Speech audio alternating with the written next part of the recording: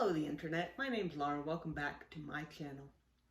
Today I have a little bit of a video for you. You've probably already seen what this is from the video name or whatever, but it's a little bit of a story time. So,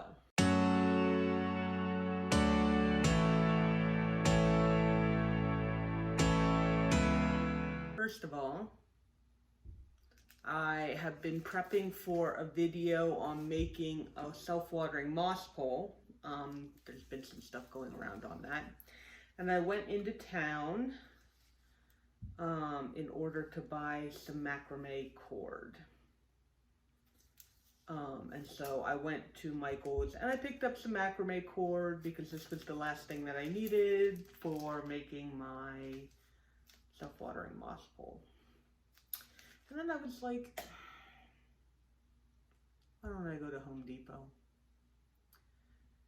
I should go to Home Depot. And then I was like, because there was this one begonia there. It was a Costa Farms begonia, and I saw it the first time.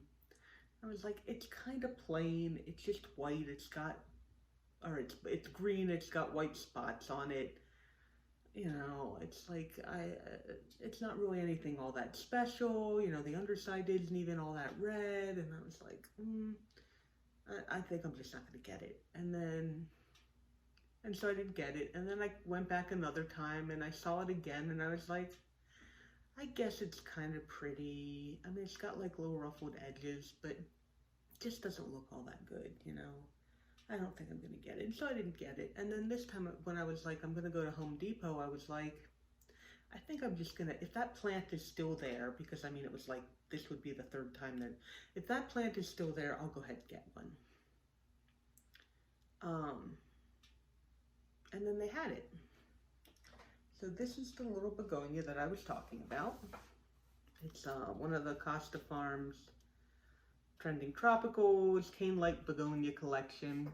And as you can see, it's a kind of a ruffled green leaf with the like white spots on it, and all of them look like I picked the best one out of what they had there, but they were all looking kind of rough. And I don't know if it's like a humidity thing or if it's just a shipping thing. They don't do really well in transit, and so they just kind of all look yucky or what.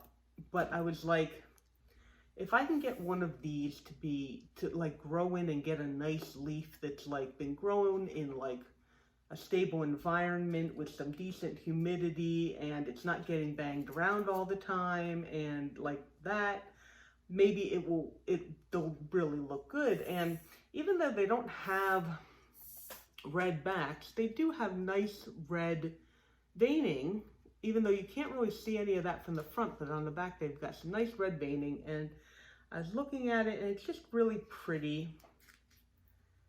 And I'm hoping that I can grow some nice leaves that are not going to get crispy. I don't know if that's going to be possible. This could just be that this is a begonia that really likes humidity. I could try it in my grow tent, but I think I'm going to try it out of my grow tent for a little while. I don't even know what this begonia is called, but it's really pretty. And I figured that I might as well give it a shot. There's like 1, 2, 3, 4, 5. There's like 6 plants in here. I mean, the plant itself is rather, you know, it's not all that great looking, but I really wanted to give it a shot. And so I went ahead and paid the 20 bucks for this. And I don't know, we're gonna see where this one goes. But I went there and I saw this, and then sitting right next to it was a plant that I've actually been looking for. Yep, that is a Trubii Moonlight. Also 20 bucks. But you know, I'm a sucker for the silver on the leaves, and they had a couple of these, and some of them were looking kind of rough, but I got one. Some of them had like that on the ends of all their little vines, like the most recent leaf was like crisp and brown. So I got this one that has 3 really nice growth points where the leaves are actually alive and looking good, and there's like four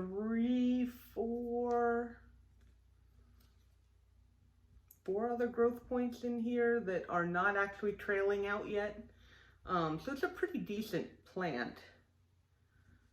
It's got a lot of watermarks on it. You can definitely see. So I'm gonna have to clean those off. I'm probably gonna clean off the little begonia leaves too, because I don't know what it's been through. But like I said, been looking for this guy, and it just happened to be there on the day that I was like, well, I'm gonna just go ahead and get that begonia, so I might as well go to Home Depot, and then they ended up having this guy. So that was actually really nice and lucky, and I'm grateful for that.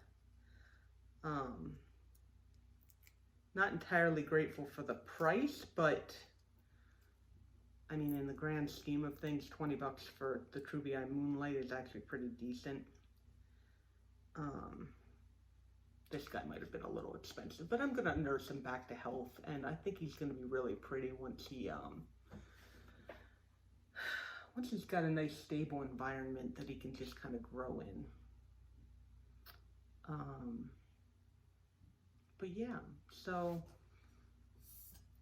this is not a super long video, but I wanted to show off my little plant haul that I have gotten. I got my Trubii Moonlight and my begonia ruffles. I think I'm going to call it begonia ruffles, because that's really what made me go back for it, is the little ruffle of on the leaves. I don't know. I think that's what I'm going to call it, though. I've said it. I've decreed it. It's on the internet now. It's fact because it's on the internet. But anyway, I hope you like this video, even though it's really, really short.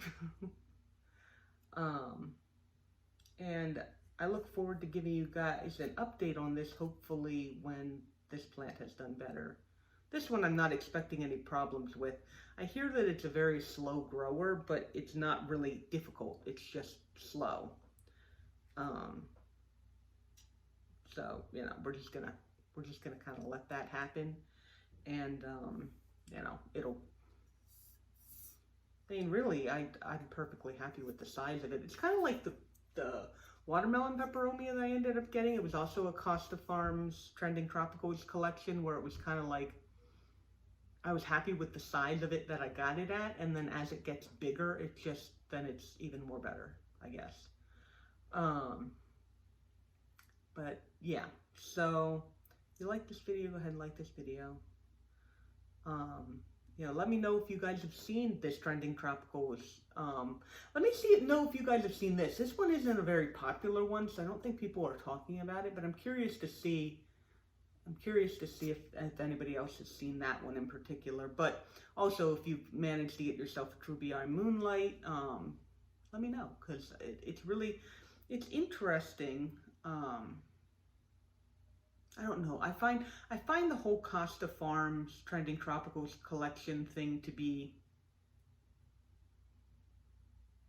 really interesting, I guess, from a marketing standpoint, because they really saw where I guess it's partially their job to see where the market trends are going, but they really jumped on this house plant craze thing that's been happening, because you can't just suddenly have a whole bunch of rare plants. These take time to grow. It takes time to get however many hundreds of thousands of these they're shipping out, and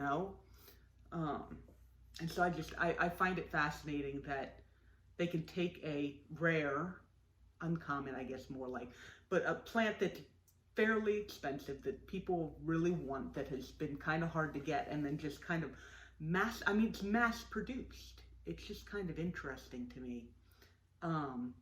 But the Maculatta Whitey Eye that came out,